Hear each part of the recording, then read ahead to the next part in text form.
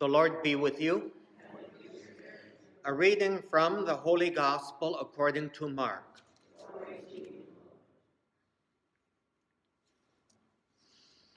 When Jesus had crossed again in the boat to the other side, a large crowd gathered around him, and he stayed close to the sea.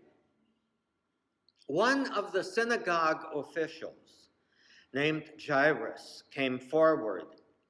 Seeing him, he fell at his feet and pleaded earnestly with him, saying, "My daughter is at the point of death. Please come and lay your hands on her, that she may get well and live." Jesus went off with him, and a large crowd followed him. There was a woman afflicted with hemorrhages for 12 years. She had suffered greatly at the hands of many doctors and had spent all that she had. Yet she was not helped, but only grew worse. She had heard about Jesus and came up behind him in the crowd and touched his cloak. She said, "If I but touch his clothes, I shall be cured." Immediately her flow of blood dried up. She felt in her body that she was healed from her affliction. And Jesus, aware at once that power had gone out from him, turned around in the crowd and asked, "Who has touched my cloak, my clothes?" But his disciples said to him, "You see how the crowd is pressing upon you, and yet you ask, 'Who touched me?'" And he looked around to see who had done it. The woman, realizing what had happened to her, approached in fear and trembling. She fell down before Jesus and told the whole truth. He said to her, "Daughter, your faith has saved you. Go in peace and be cured of your affliction." While he was still speaking, people from the synagogue official's house arrived and said, "Your daughter has died. Why trouble the teacher any longer?" Disregarding the message that was reported, Jesus said to the synagogue official, "Do not be afraid, just have faith." Jesus did not allow anyone to accompany him inside except Peter, James, and John, the brother of James.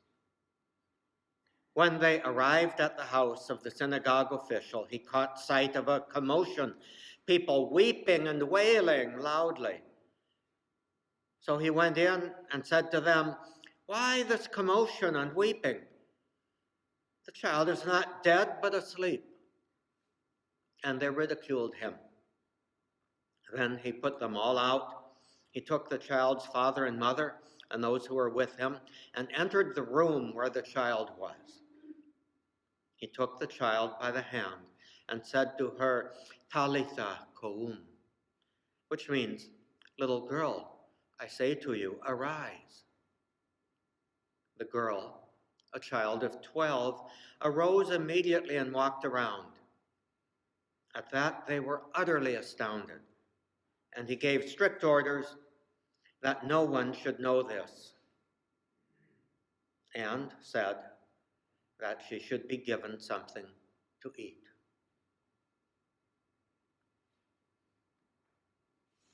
The Gospel of the Lord. Praise to you, Lord Jesus.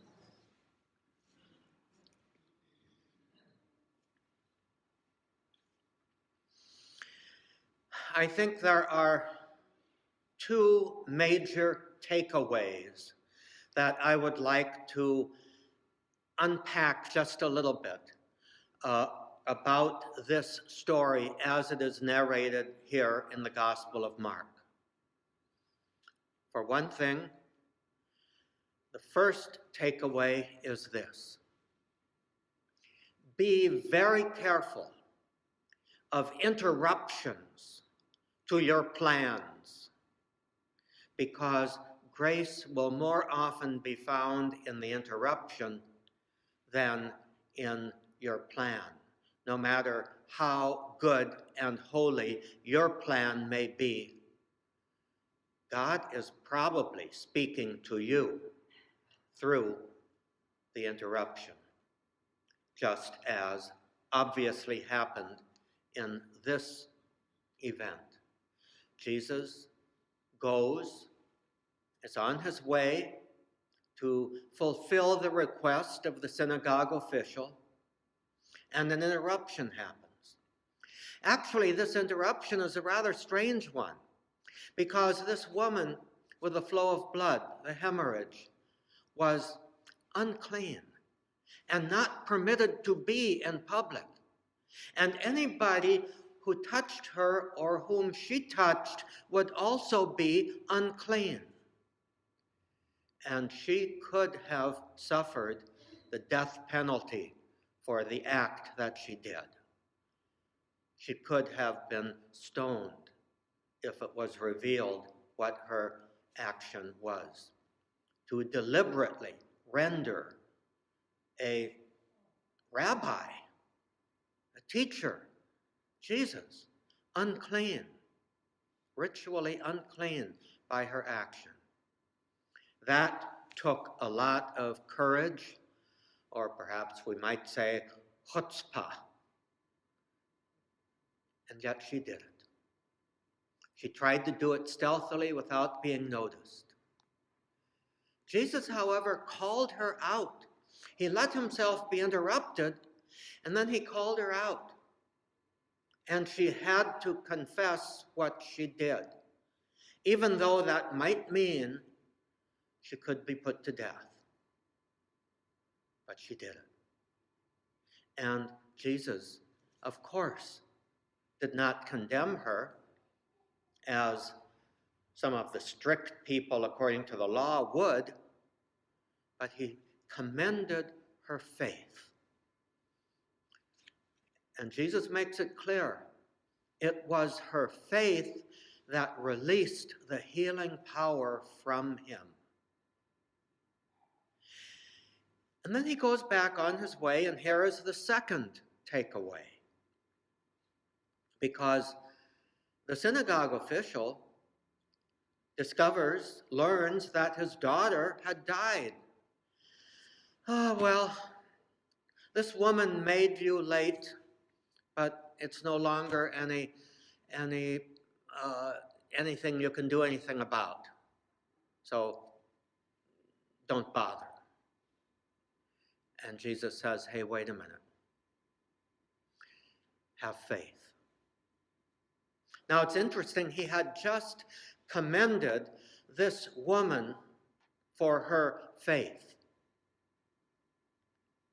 And then he says to the synagogue official, who is supposed to be a person of faith, you need to have faith.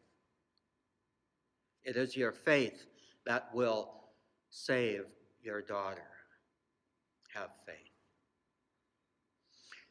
And so he goes to his house and he discovers that there's a lot of signs of lack of faith around him.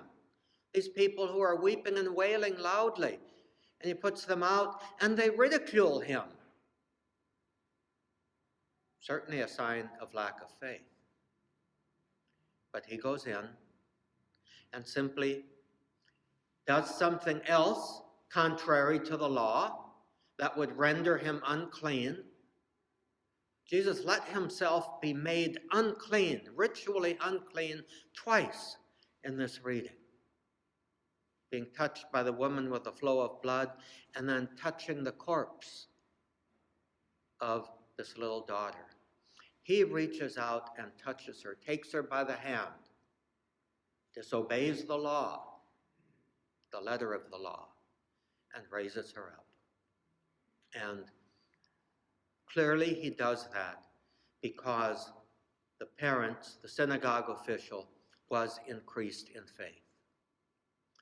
So let us not take for granted that because we have planned something and it doesn't go according to our plans but has all kinds of interruptions, maybe we need to look at those interruptions as the sign of God working, communicating, giving us his grace. And secondly, we need to allow our interruptions to deepen our faith, to allow God to work, because it is our lack of faith that will block his work. And it is our faith that will allow his work. So we pray, Lord, deepen our faith. Now, there is one last thing that is related to these two major takeaways, and that is, whenever we see something great happening, let's not forget the little things. Jesus is the one who reminded these family and bystanders, hey, she needs something to eat. Apparently, they had forgotten about that because they were so taken up with the great thing happening. And Jesus reminds them again, look at the little things. She needs something to eat.